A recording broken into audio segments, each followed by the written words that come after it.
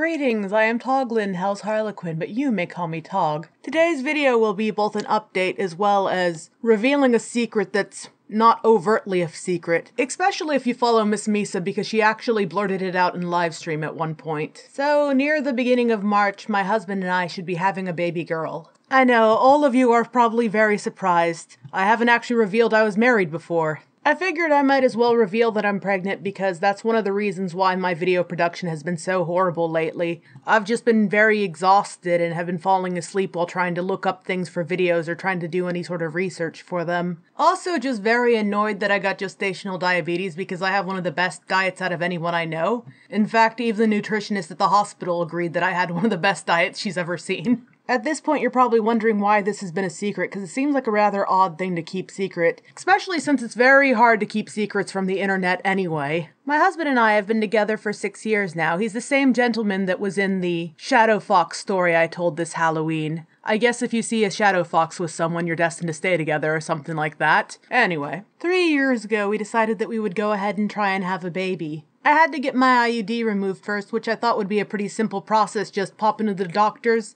they'd pull it right out, and everything would be good to go, right? Turned out not to be that simple because mine got stuck, as in really badly stuck. Somehow some tissue had formed around it and it was very lodged in. The doctor tried to remove it 7 times. Granted, some of those times were on various medications to see if they could loosen up the tissue and pull it out at that point, but it was extremely painful each time I went to have it pulled out.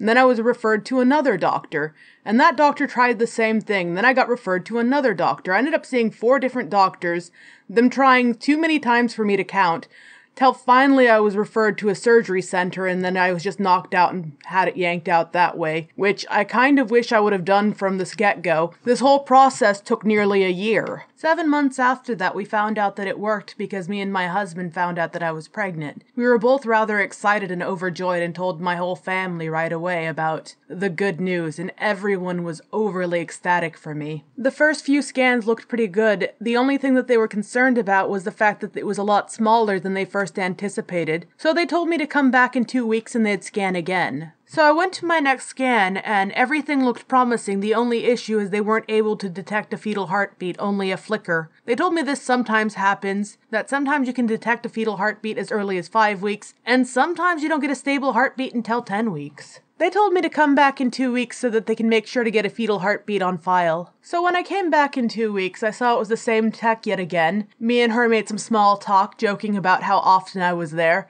She told me not to worry about it, that my next scan shouldn't be until the 20-week scan, which is the really fun scan, because it'll actually look more like a baby and less like a tadpole. So knowing the drill at this point, I looked up and looked at the monitor and pointed at that strange blob-looking thing and said, "Oh, is that my baby?" Then she just zoomed the probe around and said, "It's something." She completely stopped talking to me, completely shut down conversation. The rest of the scan was a lot more painful than usual, and she was doing a lot more measurements of just my anatomy. And I was just very curious. I tried to talk to her during the whole thing and she was just completely silent and ignoring all of my questions. After the scan, I looked at her and said, "What is wrong with my baby?" And she said, she'll get the doctor to come and talk to me. So I waited out in the lobby. Then she came out in about 5 minutes and said, "The doctor won't be back until later in the day. I'll have him call you as soon as he gets in." The doctor never called me that day. I tried calling back a few times only to hear that he was busy. Unfortunately, that appointment was on a Friday, so I didn't hear back from anyone until Monday.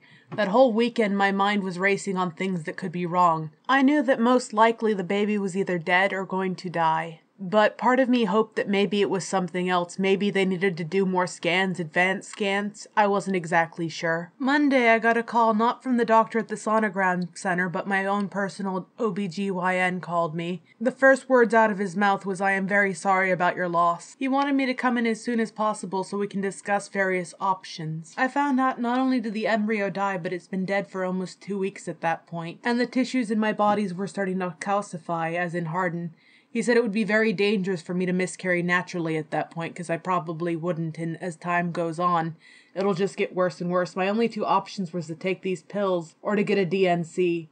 A DNC is exactly like a abortion, except for the embryo is dead rather than alive at that point. He suggested the DNC because he said the pills at the stage I am now might not be effective and he doesn't want to waste too much time. just because it could hurt my chances of future fertility the longer they let it go. Because getting me a D&C at that point was quite a rush, they suggested that I go ahead and have it with no anesthetic so I could do it in a clinic rather than having to book a surgery center. I had my D&C in the clinic only 2 days later. They told me to come in the next day so that they could fully scan me and make sure that everything went well. I came in the next day, got my scans, and they found out because the tissue had calcified so much they actually missed half of it. They went ahead and did an emergency D&C, yet again, with no anesthetic. This time they did it under supervision with more monitors and had multiple doctors working on it. It was a very traumatic experience. A month later, I suffered a complete mental breakdown and was in the psychiatric hospital for some time. My therapist encouraged me to talk to my friends and family about what happened so that I could more or less have someone grieve with me and understand the magnitude of my loss, but that's not exactly what happened. When it comes to miscarriages, particularly early miscarriages, people are very strangely dismissive.